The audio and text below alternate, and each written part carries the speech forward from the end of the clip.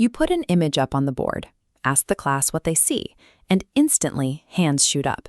It's an old house. The person is sad. They're fast, they're eager, and they're desperate to be the first one to give you the answer you're looking for. As a teacher, your natural reflex is to nod, say, exactly right, and move straight to the next slide. But watch what happens when you don't confirm that answer. Instead, you wait a second and ask, what do you see that makes you say that? The energy in the room shifts. The student has to stop guessing what's in your head, look back at the image, and actually hunt for evidence. It is incredibly hard to hold that pause. Daily school life is governed by strict outcomes, packed schedules, and diverse learning needs all competing for the same 45 minutes.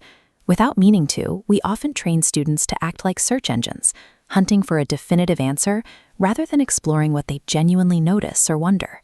Breaking that cycle of rushed call-and-response learning is the first step to making deep, critical thought visible in the classroom. And you can do it without piling a single extra requirement onto your existing curriculum.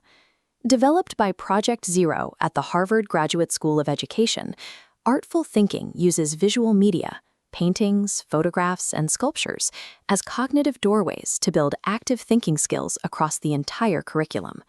To structure this, they created the thinking palette.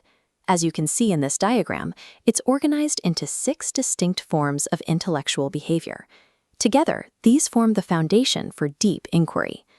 The first 2 segments cover careful observation, training students to separate what they actually see from what they assume, and questioning, which redirects the class away from teacher-pleasing behavior and toward genuine curiosity. Next, we have reasoning. This is where students learn to back up their claims with visual evidence.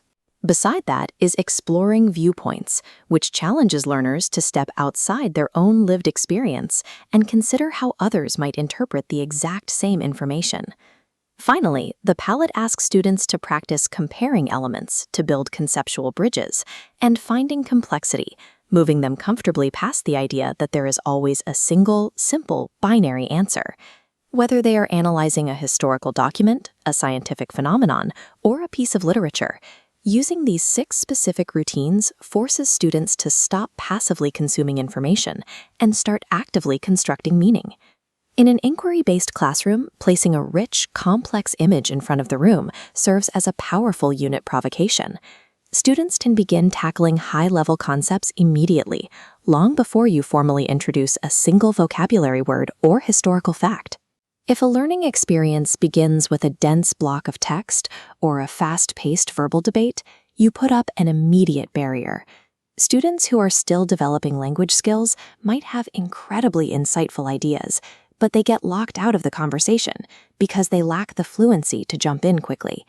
Visual engagement bypasses that block. An image doesn't demand perfect grammar to be understood, which naturally democratizes who gets to participate in those critical first moments of a lesson. A student can start by simply pointing. They can name colors or objects in their home language, getting single words like see or sad on the board. Then you can use that participation to scale up to structured academic language, offering a clear sentence stem like, I think she feels sad because nobody is near her. Let's say you're starting a unit on migration. You show a photograph of people waiting at a border fence and run a see, think, wonder routine. First, students just list what they physically see: bags, a fence, dust. Then they think about what's happening. Maybe they're leaving home. Finally, they wonder, who decides if they can cross? From one photograph, the class is already navigating heavy concepts like belonging, power, and human rights. Visual inquiry ensures that complex conceptual thinking is accessible to every learner in the room, proving that participation does not require language fluency.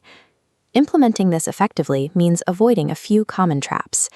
The easiest mistake is treating artworks as mere classroom decoration, flashing them on a screen for 5 seconds before moving on, rather than using them as functional cognitive tools. Then there's the temptation of our own expertise.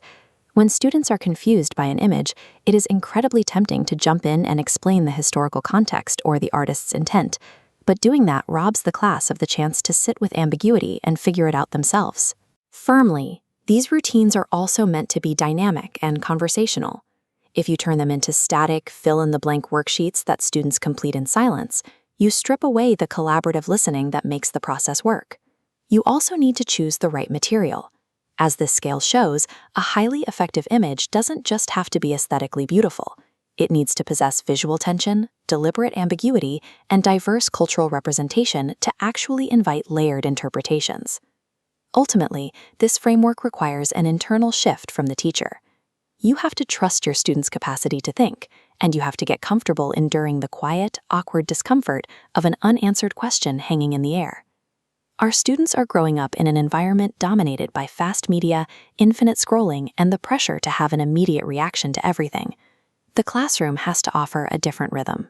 It needs to be an intentional sanctuary for slow, disciplined observation. Teaching a student how to pause, zoom in, and look carefully at a piece of art builds the foundational habits required to examine the rest of the world with that same patience and critical distance.